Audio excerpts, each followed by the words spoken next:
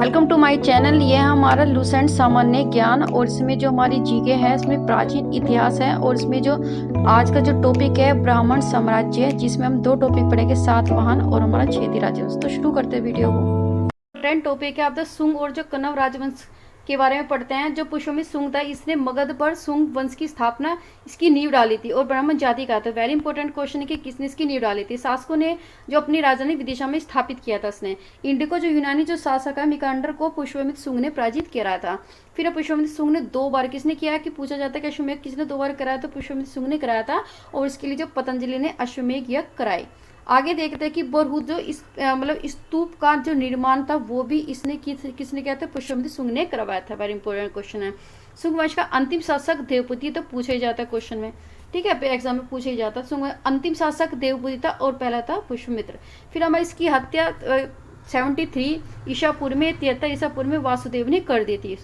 फिर आगे इसकी और मगध की गद्दी पर कण्व वंश की स्थापना कर दी और कण्व वंश का जो अंतिम शासक था वो राजा था वो था सुशर्मा था। फिर हमारा सातवाहन, ये तो वेरी वेरी इंपॉर्टेंट है, हमारा टॉपिक है। तो हमारा सातवाहन राज्यवंश है, यह इसका जो स्थापना की थी वो हमारे सिमुक ने 60वीं ईसा पूर्व में सुशर्मा की हत्या कर दी। मतलब जो कण्व जो राजवंश का था तो उसकी हत्या करके इन्होंने सातवाहन जो राजवंश का इसकी स्थापना की थी। अब जो सातवाहन था आंध्र प्रदेश में था और शासकों ने अपनी जो राजधानी प्रदेश मतलब गोदावरी नदी के किनारे पर स्थापित की थी और जो आज के टाइम में औरंगाबाद जिले में और जो महाराष्ट्र में है।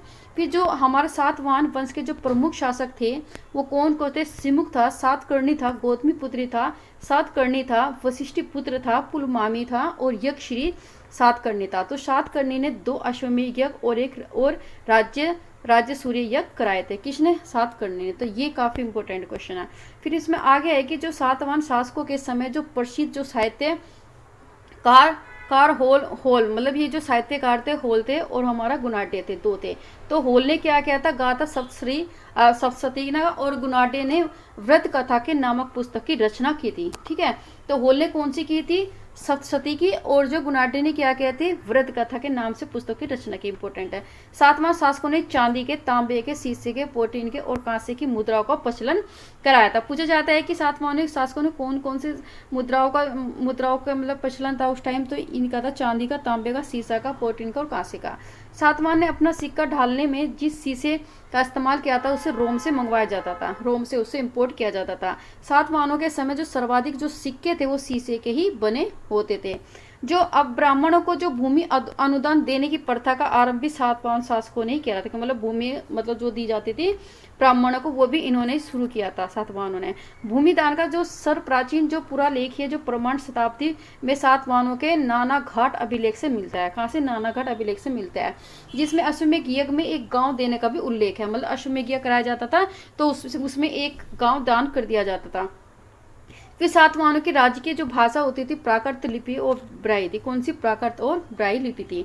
सातवाहन में हमें मात्रात्मक ढांचे का आभास मिलता था। वहाँ पे क्या था कि जो भी मतलब जो औरत थी उसी का शासन था, वुमेन का शासन था, उसी की ज्यादा मान्यता थी। और जिससे उसमें क्या होता था कि राजाओं के नाम भी लिखे जाते थे, उनकी माताओं के नाम पर ही रखे जाते थे। जैसे में गौतमी कहते हैं ना, गौतमी का पुत्र हो गया ना, वशिष्ठी पुत्री इनकी माता का नाम था, उन्हीं के साथ ही बच्चे का नाम जोड़ा जाता था। लेकिन सातवाहन का राजकुल था वो हमारा पितरात्मक था। पितरात्मक मतलब इसमें पिता की वैल्यूज होती है, मतलब मैन की वैल्यूज होती है, क्योंकि राज सिंहासन का उत्तराधिकारी तो कौन होता है? एक बेटा ही होता है, इसलिए वहाँ पितरात्मक थी। फिर आगे थी कि सातवाहन शासकों ने ग्रामीण क्षेत्र में प्रशासन का जो काम गोलमिक को सौंपा था। किसको?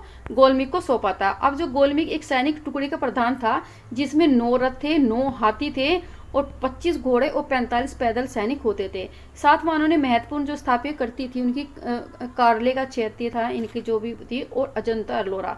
ये वेरी इंपॉर्टेंट है, ये पूछा जाता है कि अजंता एलोरा की गुफाएं का मतलब किसके द्वारा कृति किए गए थे, तो सातवाहनों की थी ये। ठीक है, कारले का चैत्य और अजंता एलोरा तो पूछा ही जाता है। फिर हमारे इसमें और क्या नाम, अमरावती कला का भी विकास इन्होंने करवाया था। जो सातकर्णी था उन्हें सभी जो सातवाहन शासक थे वो दक्षिण पद के स्वामी कहे जाते थे, मतलब दक्षिण की साइड के इनके स्वामी कहे जाते थे। अब जो सातवाहन राज्य ने उत्तर और दक्षिणी भारत के बीच में सेतु का काम किया था, मतलब इन्होंने उत्तर से लेकर दक्षिणी भारत तक अपना मतलब राज्य किया था, और जो उनका राजवंश था वो था हमारा हमारा चेदी राजवंश था, जो चेदी अशोक की मृत्यु के उपरांत संभवतः प्रथम शताब्दी ईसा पूर्व में कलिंग पर चेदी राजवंश का उदय हुआ था।